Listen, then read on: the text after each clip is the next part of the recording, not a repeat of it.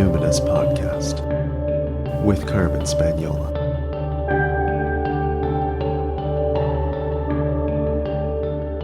Hi there, and welcome to the Numinous Podcast, where we have interesting conversations with everyday folks about the mystery of life. I'm your host, Carmen Spaniola, joining you from the lands of the Lekwungen-speaking peoples, the Songhees and Esquimalt First Nations. It's commonly known as Victoria, BC, Canada. And this land is shared by the Senchothan speakers, the Hulkameelam speakers, the Hulkameenam speakers. Actually, there's at least 7 nations, all within an hour of where I live. And I am deeply grateful for the gracious hospitality shown to me. I also want to express much respect to the Indigenous peoples fighting right now, literally right this minute, to protect old growth forests on this land, again, within just like a couple hours of where I am, as well as fighting for respective Aboriginal rights and title. Haichka for all those spending time at Fairy Creek right now. Whew, it's been a while, eh? Although, I do tend to work in batches or seasons for this podcast. I had not intended for 8 months to pass since my last season. So apologies for my pod fade. What can I say, though, right? It's bound to happen after 7 years of podcasting.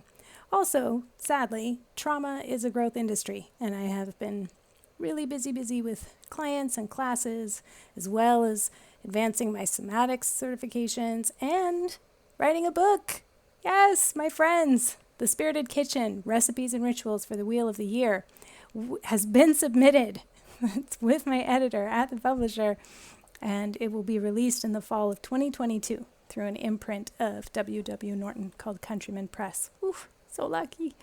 And I hope you'll keep tracking with me over the coming year for sneak previews and Wheel of the Year workshops in the lead up to that book launch, which really is truly the most substantial piece of work I've ever brought forth. Cookbooks, man. It's like a whole different animal than writing a text only book. Anyway, speaking of workshops, check out my website, carmenspaniola.com, to learn more about the Numinous Network and all the upcoming workshops and courses coming online this fall. New attachment course coming in September by popular demand from folks who were like, I know you have attachment for parents of teenagers, but what do you do for adults? So this September, new course. It's called Secure, the Magical Art and Subtle Science of Adult Attachment. So it's attachment for everyone. Okay, enough updates. Here's the main event. I'm going to tell you right now that when you get to the end of this interview, it'll feel too fast, too short. It'll feel like eating one chip. But don't worry. I am already lining up a follow-up episode with today's fantastic guest, Dr.Cyndi Brannen, author of Keeping Her Keys, An Introduction to Hecate's Modern Witchcraft. So after a successful career in academia and healthcare, Cyndi transitioned to focusing on reclaiming the sacred feminine after she became convinced that mainstream psychology was insufficient to lead us to personal wholeness.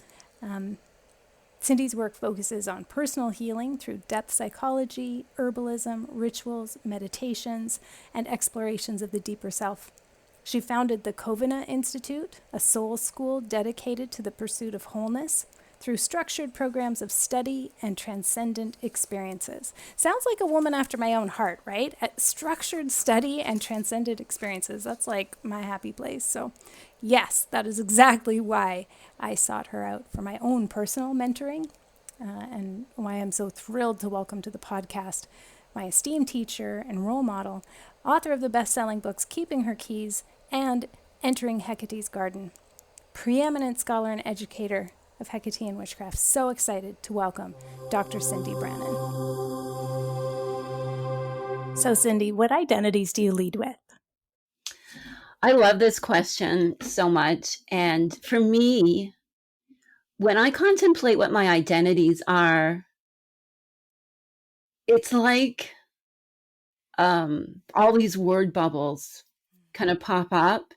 And then at the same time, I want to burst all those bubbles. Are you with me? Does that make sense? Yes. Yes. So for me, I would identify as a woman. And it's funny, I was talking to someone about this just yesterday about how we're at this really interesting place where children coming up today, and certainly adults do this too, are finding this space to move beyond the traditional gender roles that women, I think of my age, that for us, like I identify as a woman, and I kind of feel like I miss the cool, choose your own gender buzz.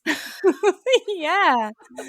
Which I love, like I love seeing all the, the young people, and certainly people my age do this as well. But for me, I've really, like, I fought long and hard for my space in womanhood and how I define womanhood. And I'm comfortable in this space that I carved out. When I was really young, I was always called a tomboy and didn't fit into kind of, pretty girl culture. And as I grew up, I became, as I went through university and then as I got into graduate school, the psych department I was in was still largely male, very traditional. So to me, it was a battle to carve myself into being a woman that fit within that huge archetype of womanhood. As someone who's always been like a feminist, a rabble rouser, someone who's never happy with the status quo, someone who, didn't want to be married or do any of those things that are kind of in that narrow lane of gender for women a lot of times, especially women of my generation that were born in the early 70s. So I fought long and hard for where to be comfortable within womanhood, because I didn't have these cool options when I was, yeah. Right? Yeah, I get it. Yeah, for sure. I lead with woman and proud of it. I used to really resist and resist being a woman in a lot of ways, back in the 80s when I was in high school and just getting involved in feminism. And being in academia, of course, there's still, even today, there's so many issues for women in academia. Really great new show on Netflix called The Chair, true to life, that show. So woman, I would say woman, and proud of it. And certainly space for everybody else. And I just love diversity, and I love seeing people express themselves. But I feel like, well, that wasn't an option for me when and I fought for my space where I am in my very, being high both on, I guess, some feminine traits and some masculine traits, what we used to call high androgyny back in my day when I was in grad school. So woman, I lead with woman. I would lead with survivor or thriver. I would lead with that. I would lead, with someone who has a complex trauma history, that I've lived through that. And I'm on, and it's really, I'm in a very different place with it. And I would also lead with someone, because I think this is an identity, especially those of us who are women, and certainly women of a certain generation. I would say, I'm someone who's had an eating disorder since I was 12 years old. So can we just finally talk about that? Finally. You know what I mean? Let's just finally talk about the things that we still don't talk about. So sometimes, in choosing our identities, we can choose certain identities to be like, I'm very healed and very comfortable from this, and I want to expand our discussion to include these things. And I'm very happy being on my own and not being in a relationship, because that's another identity pushback, that I've gotten a lot. It's like, oh, I can introduce you to so-and-so, or, you'll find the right person. Right. And so can we talk about that as well, that it's okay if you don't want to be partnered? So I think then, the usual mom, writer, psychopomp. I see myself as psychopomp, a soul guide to others, in terms of being a psychologist. Psyche, of course, means soul. Although, a lot of times in modern settings, what a psychologist does is not very soulful. So I would certainly see those things. So I guess those are just a few of my identities. For sure. I mean, we didn't even mention that you're probably one of the world's foremost experts on Hecate. So that's exciting. It is exciting. Yeah, I do consider myself daughter of Hecate, child of Hermes. Mm. So tell me about the first time you had a significant encounter with Hecate, and what would you be willing to share about how she initiated you, and also how did you know it was her? How did you come to know this was her? I love talking about this, and I absolutely love like hearing other stories. So when you ask me this question, I'm like, I want to hear your story. Like Right. I'm always like the data collector, right? It's like, what's your story? So for me, I had a interesting experience, and I wrote about it in the book, and I talked about it in other places where I was folding laundry late at night, super tired, kind of in that superliminal zone when you're tired, but you got to get things done. I think a lot of us can relate to that. And I had just heard this voice inside my head that said, it's time. And I knew that it was Hecate, which to me was such a bizarre experience, because I only had like a very, very cursory knowledge of Hecate at the time. Like it wasn't like Hecate was on my mind, and she certainly wasn't popular because this goes back many, many years, right? Long before even those in like pagan and Wiccan and goddess circles were really talking about Hecate at all. So I knew it was her. I started doing some research, which was a lot of like, going into forums and things. Like it wasn't like it is today where there was no Wikipedia page, for example. Yeah. And I said, yeah, I really think this is Hecate. And I really think this is it's a numinous experience. I felt a little crazy. I'd always been really drawn to strong female archetypal figures from myth and also historical ones. My name Cynthia is an epithet of Hecate and Artemis, interestingly, Kinthos in Greek, Cynthia in Latin. And so I certainly, I knew about Artemis, I knew about Isis, knew about all of the ones that were kind of popular at the time from being in goddess circles with friends and so on. And so it was a profound experience that in that moment, I just knew something inside of me cracked open. And unless you've had an experience like that, there is really no way to language it. But if you've had the experience, you know what I'm talking about. Mm-hmm. For sure. So I want to stick with Hecate for a bit here. I have some a specific question that I want to ask you, but let's keep with the framework. So in your book, Keeping Her Keys, which is just an absolute just awesome resource for those of us who like book learning, and like to have that little sort of pocket guide. It's so full and so rich. But in that book, you talk about how over the centuries, Hecate's portrayal and her correspondences have kind of shifted. And that's due in part to Sarah Iles Johnston's scholarship in her work that came out in 1990 called Hecate Satira.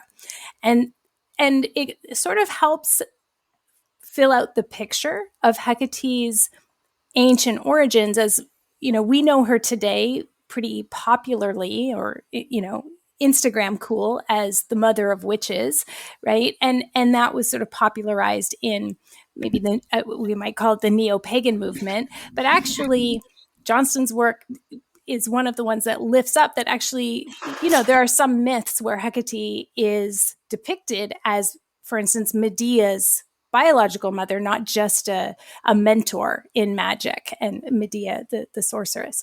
So yes, she's the mother of witches. That's great. That's both a current understanding that's linked to something ancient, but then you highlight these 4 distinct categories of how we might come to know Hecate. So one is as soul of the world, or anima mundi, right? This big concept that Johnston, she describes that aspect as being this is Hecate as transmitter of ideas, the source of both individual souls and of life itself, but also this divider and bond between like the sensate or like sensual world and the intelligible world, the thing we can like cognitively, we can talk about. So that's like one whole category, pretty huge supreme deity kind of stuff, right? That we're bringing there. Then you talk about also Hecate as primordial force, kind of something different. There's nuance there. Then as dark goddess, and then as crone aspect of the triple goddess. So each and every one of those feels like a book in and of itself. And this kind of all was like in one segment of your bookkeeping your keys. That's just like one example of this. Like, it's a book that sort of belies how huge the themes are. So could you take a bit of time to describe the difference as you see it between those four aspects of this goddess? This is such a lovely question. And I spent a lot of time researching this and contemplating this and weaving together the threads and the themes that kind of emerge from all of the ways that she was written about in the ancient text, depicted in ancient iconography, and then kind of her Christian phase and how she was portrayed by the patriarchal Christian world. Shakespeare's Macbeth, of course, is the example that we all know, right? And weaving that together to see like what emerges. And also meshing that with, the experiences that people are having today with Hecate, and looking at what serious modern scholars, but also mystics and thinkers are writing about Hecate. So certainly, Thomas More's Dark Nights of the Soul, his section on Hecate is phenomenal. James Hillman, in his different works, the great depth psychologist, wrote about Hecate in different places in his work. So I would certainly recommend, going to places like that, stepping outside of the Wicca neo-pagan community and see how Hecate is being written about in this way. So you can weave that together with what you might read in what we might call a Wiccan or neo-pagan book. There is a lot of serious ongoing scholarship about Hecate in the classical world, and also with her position in what's known as the Chaldean oracles, which is a collection of fragments that are in the Neoplatonic school of philosophy. There's also a lot of serious scholarship about her role there in terms of a philosophy, in the tradition of Plato and Socrates and so on. So there is a lot of places to study what is written about Hecate, and that what is actually kind of presented in the Wiccan or neo-pagan world that we might see is a certain lane, but there is so much more. And to see her as Anima Mundi, which for me, in my personal journey as a seeker of the deeper world, to see her as soul of the world is how I experience her. That when I stumbled into the Chaldean oracles, and also Dr. Johnson's dissertation, which is published as Hecate Sotera, that when I stumbled into that, which is heavy academic language, so it's not an easy read, but when I stumbled into that, I felt like that thrum of resonance, even though this is written as an academic paper. It's not a how-to guide like my Keeping Your Keys book, which is very practical, very accessible. And, by design, I made that book to be very accessible. But to me, Anima Mundi is this force that is beyond comprehension, to the truly numinous, right? The truly numinous, that as mortals, we may assign different mythologies, different personifications, to try to explain what is so much greater than us. Mm-hmm. So to see Hecate as goddess of witches, for example, which is such a popular way of understanding her, and I love it. And in entering Hecate's garden, I work within that archetype Mm-hmm. and weave a narrative around Hecate and Medea and Circe from that perspective, It's because great. it's so beautiful. Yeah. And very sisterly, and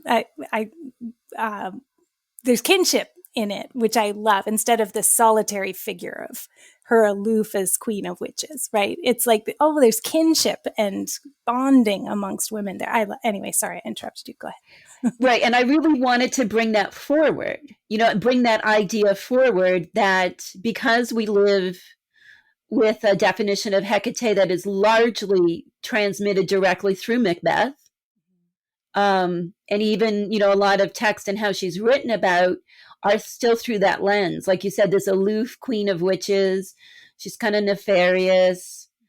And I mean, that's cool. And I adore those aspects of her. I'm not rejecting them at all. And I really, like I said, I danced with them in entering Hecate's garden intentionally in an act of reclaiming, but also to celebrate the way we can find beauty in how we at times are shaped by the patriarchy, and we can turn it around and be like, I'm going to find beauty in what you slapped on me, and therefore it completely removes your power over me.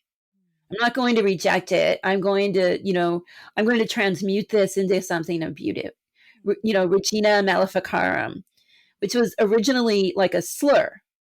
Christians use that as a slur. And I thought, let's find the beauty in that.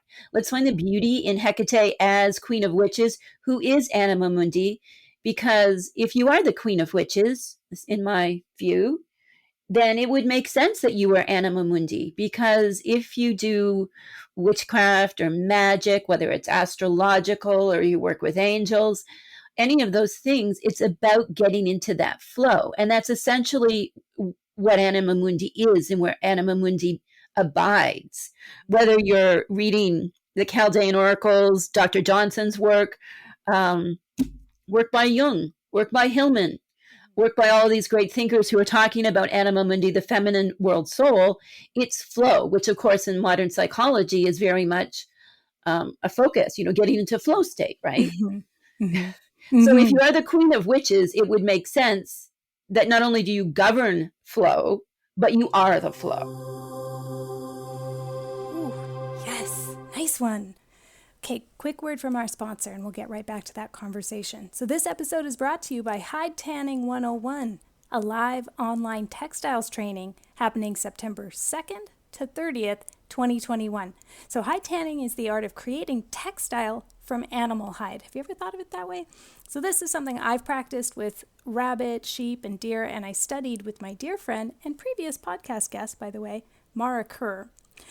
In Hide Tanning 101, you're going to learn the 4 fundamental types of natural hide tanning, plus the historical, cultural, and community resonance behind this ancient and embodied craft. So you're not just learning like the technical skill of hide tanning, it's also a journey of personal growth and discovery. I found this for myself anyway, as you explore how hide tanning techniques are really outgrowths of the ecosystem and the cultures of nearly every continent. I don't know if they have hide tanning history on Antarctica, but everywhere else has a tradition.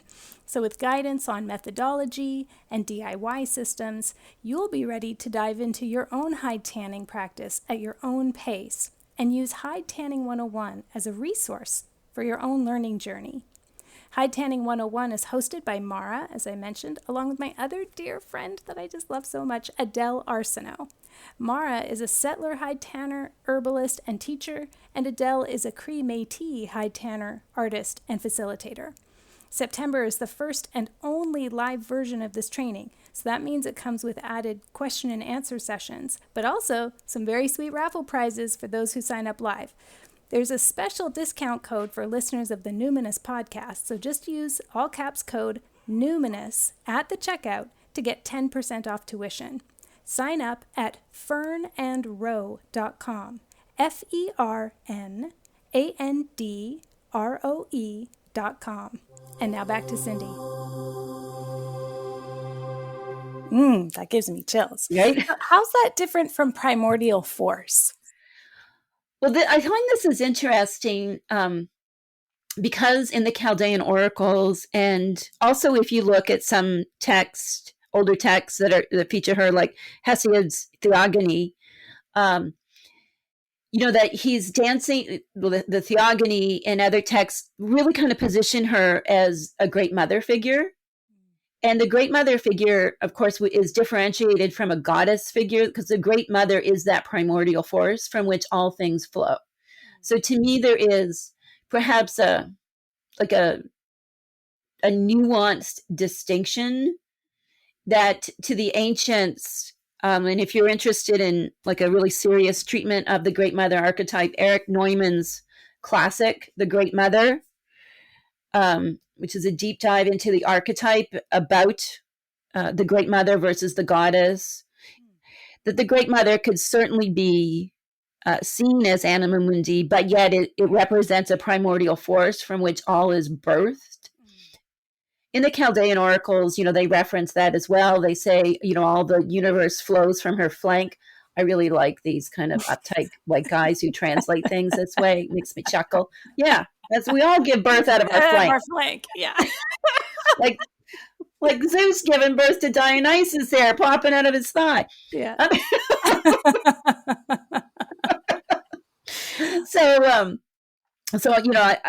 But the primordial force and seeing Hecate as a great mother figure. And again, if we're weaving this, stretching back, we're looking back 3,000 years in history at all these different pieces of knowledge that remains. And I believe that knowledge that remains for a purpose.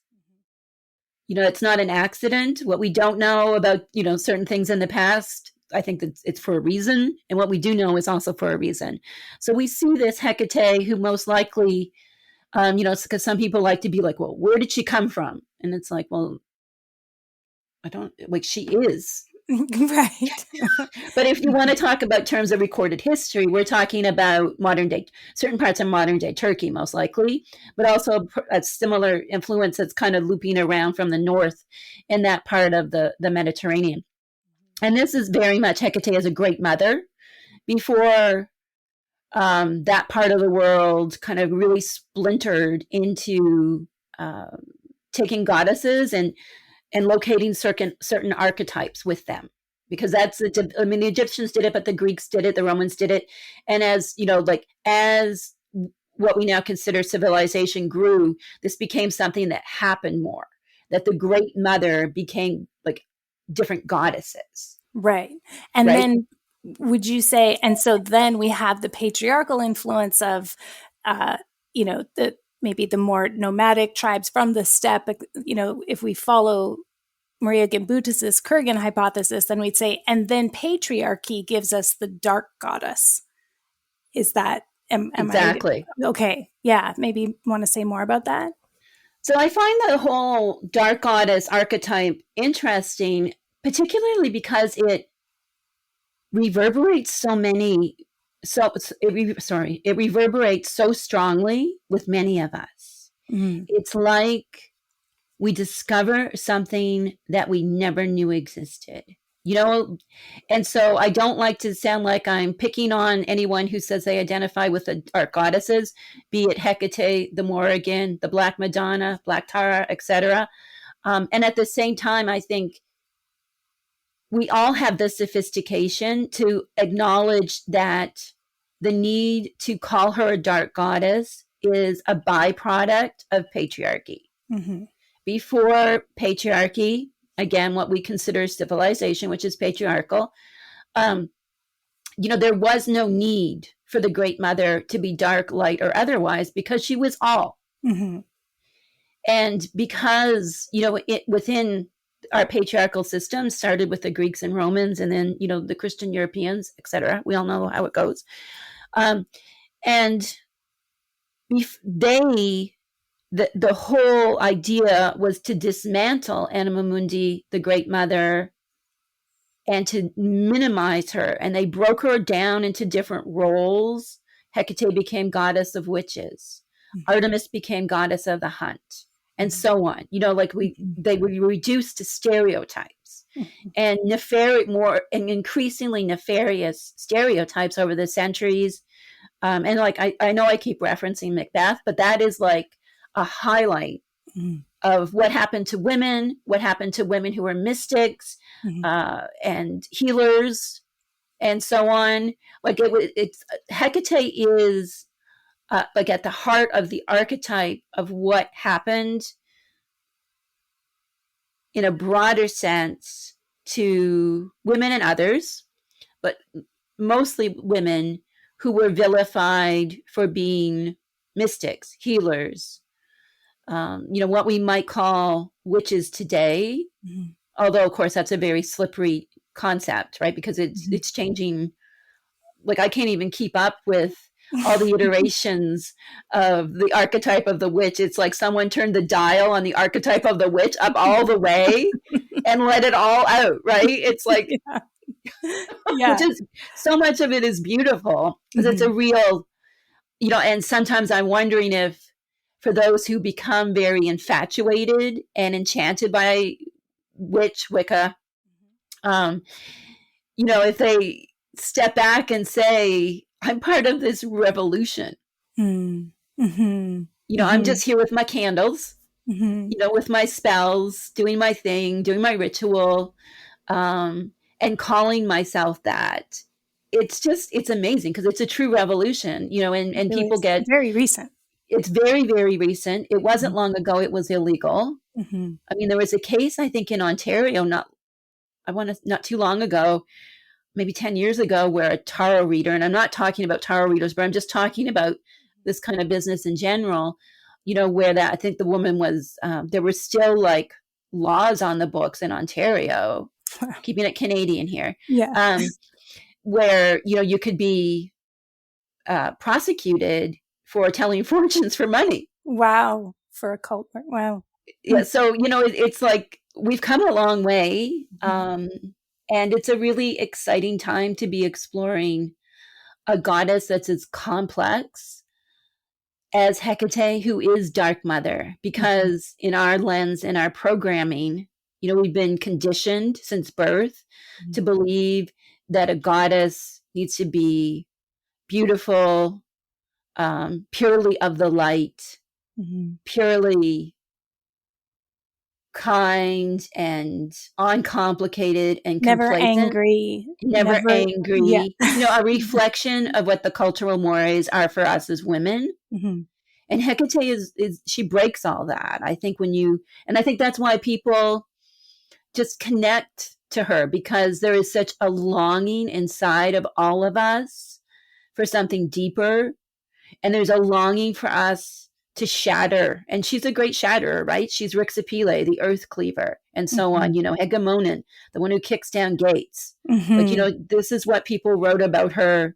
People like you and I, over 2,000 years ago, recorded, writing these words about her. So I think she is the great upheaval. She scares the life into us, right? Oh, yes. And so what about her as crone? When did that develop? That also seems to have some patriarchal feelings around it of like, this is waning energy or something. And I feel like that's also being redefined in this age where, we know more about menopause, we know more about our bodies and nervous systems. And I think as people going through that experience, this is the first generation, I think, that knows anything about what menopause actually is, other than whispered words, perhaps intergenerationally. Not that the crone aspect is necessarily tied to biology, but in terms of like, what are the changes that have occurred? I feel like the crone is also, many of us are hungry to reclaim. Like every time I see a girlfriend, we're always comparing who's got more gray hair, because we just want it so bad, right? It's like there's something so aspirational about being a woman who's come through some things and come into her own and is actually more powerful as she enters the winter of her life. Where do you see that shift historically with Hecate? I myself, I've just started menopause, and I think that's another thing. I'm not putting it as an identity, because to me, this is a phase of life. Like, so some identities I think are more permanent. And so I'm going to start talking from my own perspective, because I think it's important for us to say, this is where I'm coming from. So my perspective is, I'm an early menopausal woman. I'm embracing it as a normal phase of life, that some of the things that we've been conditioned to reject and use pharmaceuticals for, like hot flashes, like my body is doing that for a purpose. And we're just going to get into it. We're going to lean into it. Yeah. Like, in reclaiming the crone as wise and powerful and as aspirational is such a phenomenal thing. And it is so necessary, because I think that's the journey. That's part of the journey back to soul, right? It's the inward journey. Because for as long as we are saying, I don't, I reject the aged, or I belittle the aged, or I see the aged as these caricatures. And we've all seen these witches at Halloween, right? That portrayal of the crone, which is so patriarchal. And, we can reclaim that and find delight in those images as well. Don't let them keep them, reclaim them as ours, right? So there's so much there. In terms of looking at historical sources of Hecate as the crone, when we peel back through the centuries and go back to whether it's the Chaldean oracles or the major kind of source of a lot of epithets, which is basically some practitioners' personal journals on their practice with Hecate and other deities, known as the Greek magical papyri, she is not the crone. She's not referred to as crone. She's not referred to as old. Never. Very rarely. Once in a while, she's referred to as Kore, which actually means the nameless woman, right? The nameless girl. So that has a really complex meaning too. It's not just as simple as like how we would see maiden today. To call her Kore doesn't mean what we think of as maidenhood today. So she's never called this. And it's not until the Romans kind of get a hold of her, and after the Romans have had her for a few centuries and Christianity starts to seep in, when the Romans kind of officially start to transition to Christianity, that we get early Christian propaganda against pagan deities, including Hecate, where she starts to appear as crone. And then, of course, we have 20th century Wiccan neo-pagan authors who wrote about her as crone. And I won't speculate about their personal experience of her. They could have seen her as crone, but it's my considered opinion that in reading things like Eusebius's preparation for the gospel, where he talks about Hecate. He was like, how these people, these men in particular, who get like, possessed by a certain, and they really, really hate it. I mean, we see this. Yeah. You just have to watch Fox News to see this today. Yeah, they get, certain women jealous. Threaten them so much they can't stop talking about them. Exactly. So this is what happened to Eusebius in preparation for the gospel. So that provides all this information about Hecate, her colors, her herbs, and so on. But it was because he was saying you got to stay away from her. He wasn't glorifying her. So I think when you read some of these texts, it's like, are they drawing from the Pistis Sophia is another one that talks a lot about Hecate and gives her all these nefarious things because they were trying to get people to stay away from her, not because they were like, this is so cool, she's associated with demons. It was, it was not the Hecate of ancient times. It was a very certain way these authors were manipulating both her archetype and her presentation as a great mother and all the great mother figures, not just Hecate, but So it was, they were trying to convince people to stop being involved with Hecate. It's not a how-to manual for us. Right. Right? It was like either, and they're playing both sides of it, right? It's like stay away because she's involved in all of these dangerous things that will like lead you into damnation. And also on the other hand, they're casting her as this crone of waning power and significance and less threatening, say, Yeah. right? So they're trying to like play both sides of that propaganda, and like just like we see today, you can't have it all the ways. Okay, so I have obviously so many other questions, but I'm going to save them because I can see they fit better into another conversation I hope we'll have this fall about Entering Hecate's Garden, the book that came out in 2020 that you've released. That really, as you say, kind of, I have just way more to ask about all of that. But for now, I'm. The last question on the podcast is always about grief and rage, and I feel like that Hecate is so open and welcoming of these things. But I'm curious how you personally, given the world as it is, how do you, Cyndi, cope with grief and rage? Well, I think in my advancing years as a menopausal woman, I think I have learned to be comfortable with grief and rage. Whereas in the past, when I was younger, and I know many of us go through this, I was possessed by my grief and rage. It was using me instead of me being in alliance with it. And that is a journey that, however you experience healing, whether you go into my work or your work, Carmen, whatever work you go into, that the healing journey will lead you to that place where the emotions are not overwhelming. And for me, because I have been at this for 30 years in different ways of pushing forward women's rights, children's rights, family rights, being supportive of First Nations, certainly, of course, the LGBTQIA plus community, all these things. I've been around the blocks, lots of blocks. And I used to be really, really angry all the time. And, wherever you're at in your life, just let yourself feeling angry, because if you stop being angry about being angry, you get to what's actually going on with the grief and rage. And we all are grieving and raging about so many things coming out of the pandemic, everything that's going on around us in the news. There is lots to rage at, but we can be with rage instead of letting rage override who we are. And I think that's a journey. It's not something we're going to wake up or do one 15-minute meditation and be able to do, but stick with it. Like, you can learn to be in communion with your grief and rage instead of it running you. Mm-hmm.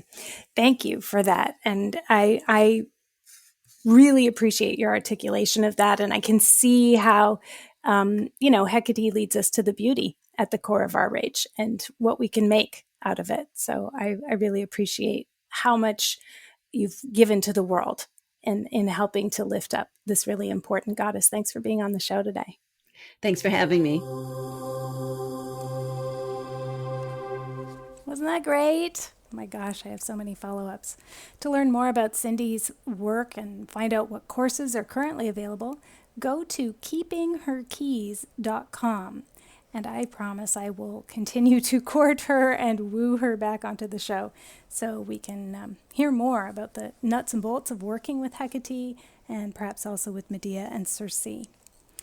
Today, I would like to thank the 24 listeners tuning in from Auckland, New Zealand, the 9 listeners in Canterbury, 4 in Wellington, and 2 in the area of the Bay of Plenty. New Zealand, you are a light of clarity in a chaotic world, and your pandemic approach is a lesson sadly ignored by much of the world, but you are modeling that a different way of being together is possible.